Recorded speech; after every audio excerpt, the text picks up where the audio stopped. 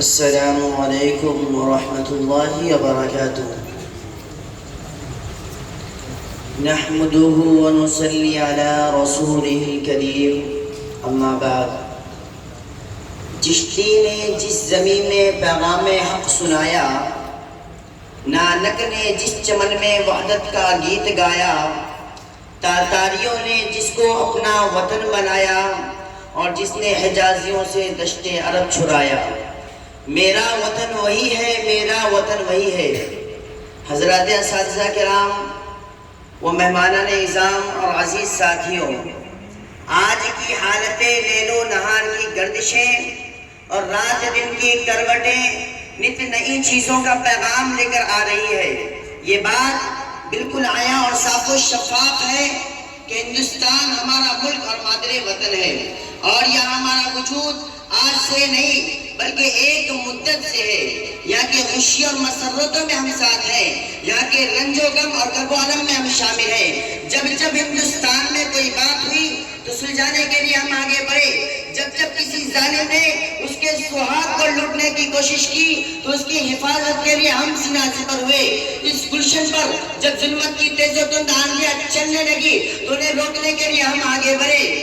جب جب کسی ظالم نے یہاں کے حسن و جمال کے ساتھ کردار شروع کیا تو اس کے ارادوں کی دھجیاں سب سے پہلے ہم نے اڑائی۔ کہاں تک گرائے؟ سچ تو یہی ہے کہ چمن میں ہر طرف بکھری ہوئی ہے داستان میری۔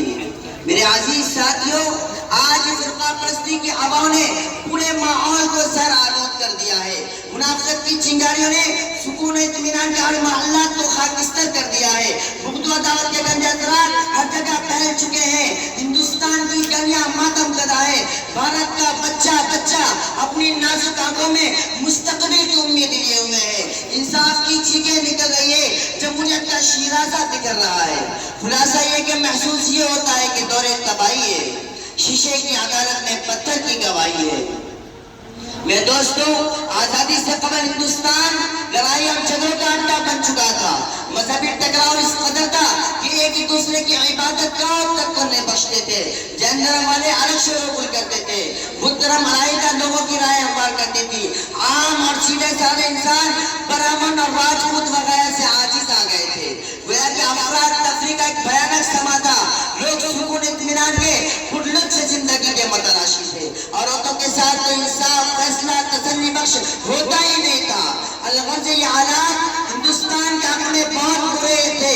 غلامی کی لہریں ہندوستانیوں کے لوگوں کے دلوں پر چلنے لگی۔ یہ ظالم انگریزوں نے یہاں کی ساری املاک و جائیداد کو لوٹ لیا اور یہاں کے لوگوں کی غیرت کو چیلنج کیا اور للکارا تو علماء کرام اور ان کے ساتھ یہاں کے عوام جن کے دلوں میں آزادی کی شمع جل اٹھی تھی، اوپر سے تکرار ہوئی اور یہ کہتے ہوئے میدان جنگ میں کود پڑے، سرفروشی کی تمنا اب ہمارے دل میں ہے، سرفروشی کی تمنا اب ہمارے دل میں ہے، دیکھنا ہے زور کتنا بازوئے قاتل میں ہے۔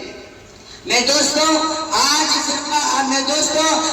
غلامی کے ایام ختم ہوئے، کافی دن گزر گئے، مگر ہمیں صحیح حقوق ملنا تو دور کی بات، ہم سے حقوق کا ذریعہ بھی چھینے جا رہے ہیں۔ ہمارے مساجد و مدارس کو مسمار کیا جا رہا ہے، مسلم پرسنل اللہ میں مداخلت کی جا رہی ہے، قربانی اور حجاب پر پابندی عائد کی جا رہی ہے، ہماری بابری مسجد کو توڑ کر رام مندر کی تعمیر ہو رہی ہے، ہمارے ساتھ ظلم و ستم کا رویہ اختیار کیا جا رہا ہے۔ ہم ہندوستانی مسلمانوں کا ہندوستان میں جینا دوبر ہو گیا ہے۔ میرے دوستوں، ہمارے مستقبل کی کامیابی ہمارے حرکت و سکون میں مضمر ہے۔ ہمیں وہ روح آج بھی موجود ہے، ہماری طاقتیں سربلندی ہوئی ہے، ہماری رائے کھلی ہوئی ہے، ہمارے ارمان بکھرے نہیں ہیں۔ ہم آج بھی اپنے ارادوں کو فولاد قوت دے سکتے ہیں، اپنے عزم کو وہ ہمارے کی چٹان بنا سکتے ہیں۔ تو تاخیر کس بات کی؟ رکاوٹ کیوں؟ اٹھو، آگے بڑھو، کھینچو باطلوں کی زبانوں کو، سرد کر دو ان کی طاقتوں کو، روک لگا دو مخالفوں کی راہوں پر۔ یہ خاموش مزاجی تمہیں جینے نہیں دے گی، یہ خاموش مزاجی تمہیں جینے نہیں دے گی۔ اس دور میں جینا ہے تو کوہرام مچا دو۔ میرے دو دوستوں، ہمارے مستقبل کی کامیابی ہمارے حرکت و سکون میں مضمر ہے۔ آنے والے دنوں کی روشنی ہمارے مضبوط ارادوں میں پوشیدہ ہے۔ ہم اپنے جان کو ہتھیلی پر رکھ کر اپنے اکابر و اسلاف کے طریقوں کی تجدید کریں تاکہ ہندوستان کا ہر خطہ گہوارہ بن جائے۔ قدرت سے امید ہے کہ کامیابی ہماری دامنگیر ہوگی۔ کچھ بات ہے کہ ہستی مٹتی نہیں ہماری، کچھ بات ہے کہ ہستی مٹتی نہیں ہماری، صدیوں رہا ہے دشمن دور جمع ہمارا۔ وآخر دعوانا الحمدللہ رب العالمین۔